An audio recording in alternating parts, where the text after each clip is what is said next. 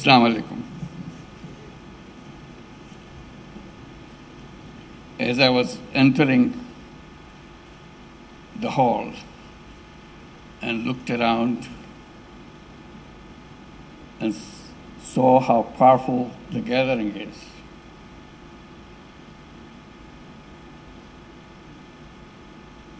and then I looked at the sign there, the topic of the seminar, my heart started throbbing.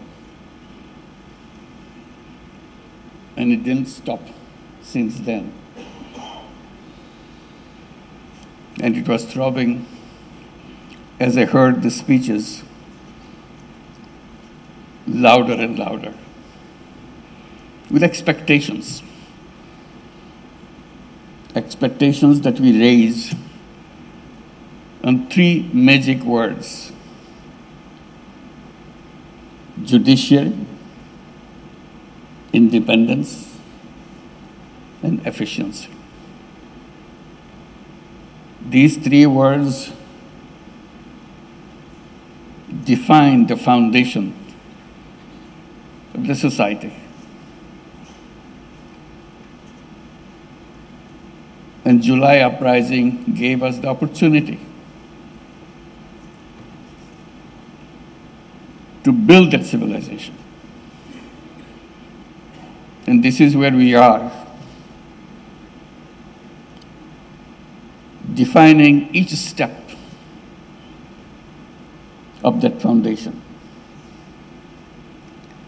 And I said my heart was throbbing, and it throbbed louder and louder. And it became loudest when I was listening to the Attorney General of Bangladesh, because he defined where we are coming from. And if you forget that, we will not understand what these three words mean. And today is a historic moment for all of us, because we are about to celebrate the anniversary of the uprising. It's almost a year now.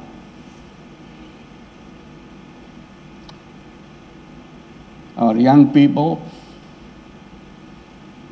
defined their aspirations with their blood. And it's our job to make their dream come true, the dream of creating new Bangladesh. This is what we are talking about. This is a step one. Nothing can work until we go back to these three words and establish them. And everything else is possible if you make this beginning in the right way. And thank you, Honorable Chief Justice, for elaborating every single step of the way, what the needs are, what we must do. So today, on this historic moment, let's pledge that we'll make it true, make it come. Because this opportunity will never come again. We must not let this slip away from us. And the heart that was throbbing will make that happen if you keep it throbbing until we achieve those words, which is given as a theme for the seminar. Honorable Chief Justice of Bangladesh, an honorable guest, honorable ambassadors and high commissioners, I feel very privileged to be here today. For the very reason that I explained, this is where it all begins. If we cannot get this right, rest of it will not come right. So let's make sure we make it right. This seminar is particularly timely and significant, as I explained, as it has been convened during a pivotal period of reform of Bangladesh. Every nation awaits a moment of transformation, an opportunity to mark a new beginning. This is our moment.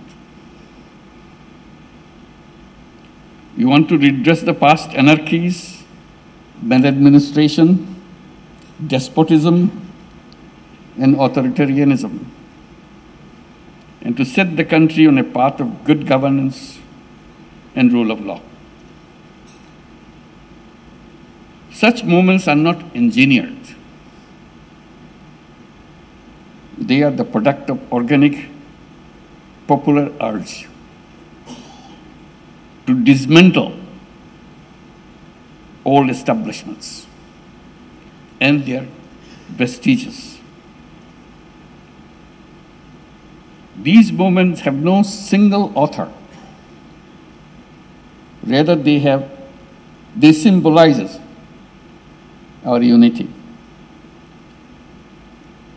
Spontaneous in nature, they appear as a contradicting force, emerging to address injustices that have been inflicted on us in every aspect of our nation's life. These junctures thus hold the key to a nation's future. In human history, such opportunities are rare. Indeed, for many nations, they are rather a singular moment. And for us, this moment probably will never come back to us if we miss it. It's not only we miss it, it also gives us the warning that it will never come back. Therefore, these are moments of truth, profound reflections, and united efforts, shaping the fate of the entire nation. A nation's future, consequently, hinges critically on how it navigates these defining moments. Ladies and gentlemen, Bangladeshis are now living in such a critical moment, born from the sacrifices of the thousands of promising, bright, brave young lives. The July Revolution represents our nation's united stand against the injustices ingrained within our social, economic, and political fabric. Indeed, this awakening has come at the tragic cost of thousands of lives, leaving thousands more wounded.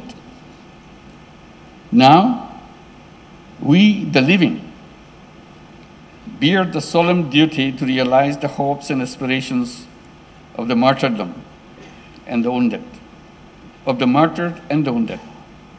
Our debt to them is limitless. We have a long road ahead to fulfill the promises of the July uprising. We bear an ingrained responsibility to honor the sacred memory of those who laid down their lives in July uprising. The sole way to discharge this burden is to ensure justice for the heinous crimes against the humanity committed during the months of July and August of 2024. Today, the nation stands united in its determination to hold the perpetrators accountable. In pursuit of this goal, 2 international crimes tribunals have been established to investigate and prosecute the crimes against humanity that occurred in July-August 2024. These tribunals are functioning with full independence, impartiality, and in compliance with due process. We are duty-bound to the nation to see this process through without delay. And I assure you, I remain fully committed to upholding this solemn responsibility.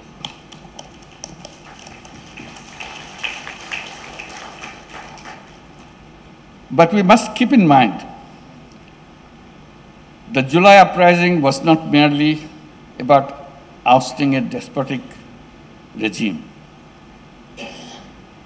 It was fueled by an intense desire to dismantle the deep-seated hegemonies and the biases that have persisted from the villages to the cities. Through the revolution, we aim to create a just society where liberty, equality, and dignity would guide all our actions.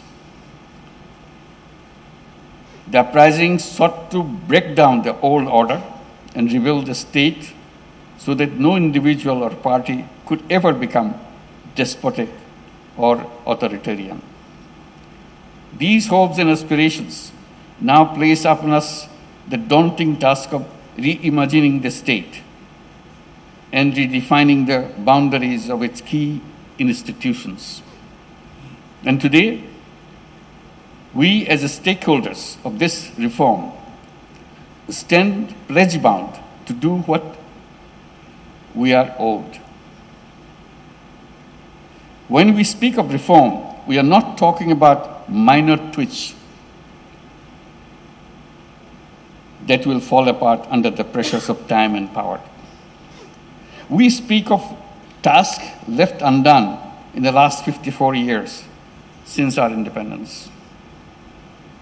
We speak of changes that will create a powerful democracy while ensuring that democratic aspirations do not twist into either authoritarian desires or populist yearnings. Using populist tactics to win elections and then abusing and manipulating the power structures, dismantling checks and balances, and turning oversight bodies into tools of oppression, these are common strategies from the autocratic playbook. The opportunity for reform endowed on us by the July Revolution presents us with the opportunity to design such mechanisms and power structures that can foil these autocratic maneuverings. The governance of the state in the 21st century presents distinct challenges to securing polities founded on democratic ideals.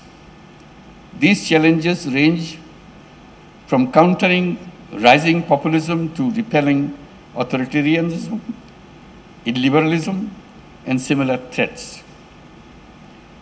Bangladesh has unfortunately experienced all of these challenges at various stages and varying degrees. It is widely argued that there is one institution, namely judiciary, that can play the most significant role in addressing these issues. That's why we are here today, to make sure we build the judiciary to make it happen. As an organ of the state, in line with the theory of separation of powers, the judiciary bears the responsibility to uphold and deliver justice, both broadly and individual cases. In the past years, however, have shown how the integrity of this vital institution has been undermined, to say the least. How the judiciary was co-opted to empower state machinery rather than limit it. How it was used to circumvent checks and balances, and how it was weaponized to clamp down on dissent. All of these have led us to this particular moment today, necessitating reform so that the judiciary can reclaim its independence, efficiency, and a process initiated under the leadership of Honorable Chief Justice of Bangladesh and being undertaken by the Ministry of Law and Justice of the interim government. Distinguished guests, in considering reform initiatives, we must assess the effectiveness and credibility of various institutions and structures in shaping Bangladesh's future. The judiciary is no exception. It is a concerted effort to bring about meaningful change. Judiciary Reform Commission has been formed and it submitted its report grounded in deep research into the country's unique circumstances. The report of Judiciary Reform Commission is complemented by the Honorable Chief Justice's own vision of judiciary, which he outlined in his September 21, 2024 address, proposing reforms structured for short, mid, and long-term implementation. It is a promising development that the Commission's findings and Chief Justice's proposals converge on many key points, reflecting a shared commitment to their common objectives. The proposed reform cover a broad spectrum. Some focus on infrastructural upgradation and digital empowerment of courts and their staff. Others aim at enhanced judicial efficiency more generally. In advancing these reforms, the Supreme Court of Bangladesh has played a key role in drafting legislation for appointing judges to the apex court. The new tiered mechanism makes the appointment process transparent, accessible, and more reliable in selecting the best candidates. This is a milestone in freeing the higher judiciary from political influence by ensuring purely merit-based appointments. In order to safeguard the district judiciary from executive and political dominance, steps have been taken to formulate rules for judicial transfers. The creation of a separate secretariat is a proposal that we cannot walk away from. A separate secretariat would grant the judiciary the structural autonomy to adjudicate without external pressure. It is also commendable that as part of the reforms, the Supreme Judicial Council has been made fully operational, ensuring judicial accountability and independence. I extend my heartfelt gratitude to the Honorable Chief Justice for leading these reforms. His initiative in visiting every division of Bangladesh to garner support and inculcate consensus has fostered a strong sense of ownership in the process in all judicial officers and other stakeholders. In this demanding work of reforming the judiciary, we have not been alone. I'm very deeply grateful for the generous support provided by the European Union, UK, UNDP, Sweden, and our partners across the international community.